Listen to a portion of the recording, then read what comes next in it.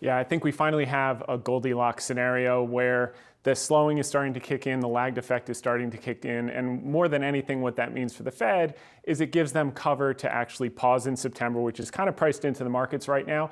And then we have till November, which everyone thinks there's going to be a hike in November, but we're going to get a lot of inflation data between now and then. We're going to get a few jobs reports between now and then, and looking at the ADP data today, we're going to see the jobs report on Friday.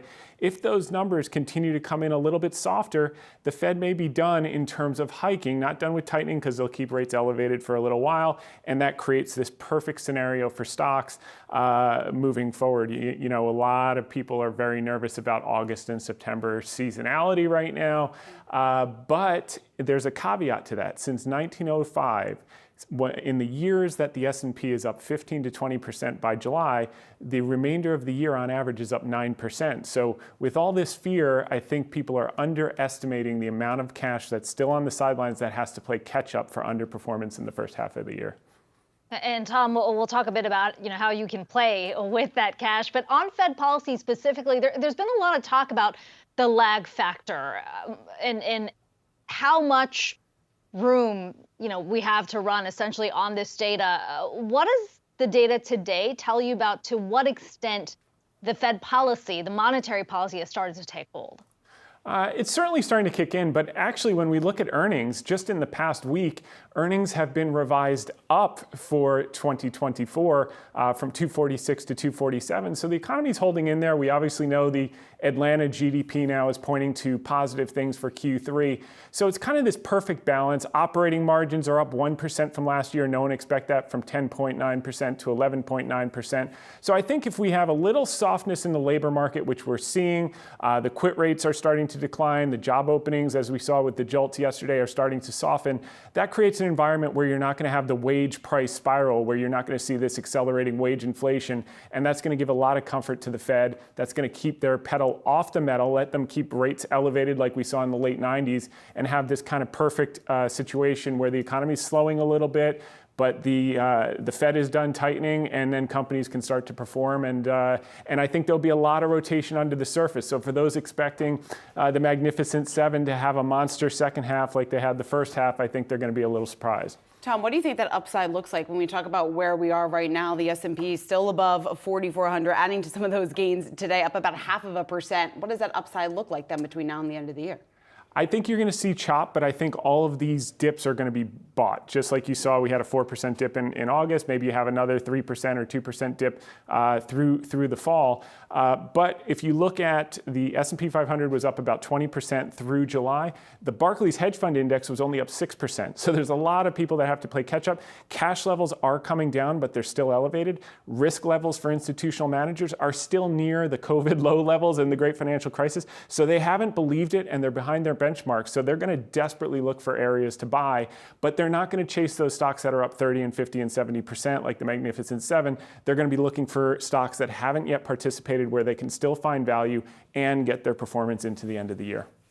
And on that note, Tom, you've laid out in your notes, dips must be bought, in quotes. What specifically are you looking at?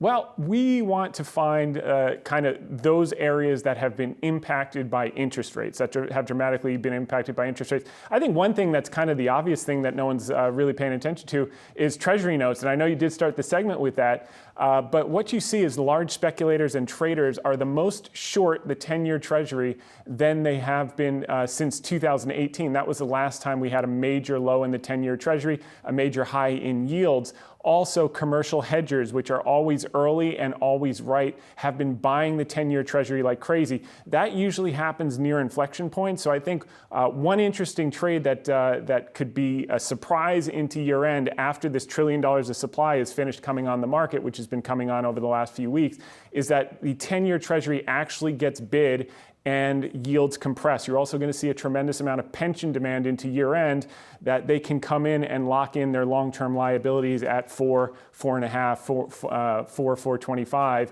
and they're going to want to do that for the long term. Tom, how should investors be thinking about portfolio weight, right? Because we've always thought about it with 60-40 when it comes to equities versus fixed income. We're seeing this opportunity, you're seeing opportunity in treasuries. Does that weighting, does that still make sense? It depends. So usually when you think about 60-40, you're thinking about corporate bonds as some part of the mix. The other thing I want to be distinct about is that T-bills are overweight. So managers are still dramatically overweight treasuries, but on the short end of the curve getting 5%. Okay. They're not on the intermediate to long term. So now is the opportunity to increase duration if you've been on the short end of the curve. I think the short end of the curve is extremely crowded.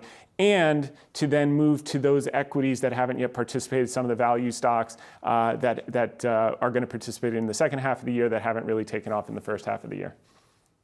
Tom, one of the big stories we've been following is, of course, the slowdown that we have seen in China. There is not at the pace that we have seen in past years, and we've seen Chinese listed, ADRs move in conjunction with some of that data that's been coming out. How do you view that trade right now? All right, well, this is interesting. The two most crowded trades are long tech, and we think the Magnificent Seven will be fine, but they're going to underperform into the second half of the year. But short China is the second most crowded trade for institutional investors. And we think the worse the headlines get, the more bullish it becomes, because the Chinese government has been acting at the margins to stimulate, cutting mortgage rates we saw, cutting short rates for banks, et cetera. But they haven't done the big bazooka. They haven't put money in consumers' pockets. And everyone, they're going to be forced to do that before the end of the year, and that's going to be a monster boon. The other thing, if you look at, the headlines have been bad, but if you look at China internet stocks, Alibaba, Pinduoduo, Tencent, their earnings have been off the charts. EBITDA was up in aggregate 30% year on year. Revenues were up about 7%. So I think once the Fed is winding down the tightening cycle, as we talked about earlier in the segment, you're going to see rates compress, you're going to see the dollar weaken, you're going to see flows into emerging markets, and then you're going to get the China stimulus on top of that. It's a trade that no one wants to talk about right now, but I think as you look 12 months out, you're going to be extremely happy that you participated in emerging markets for the next 12, 18, 24 months.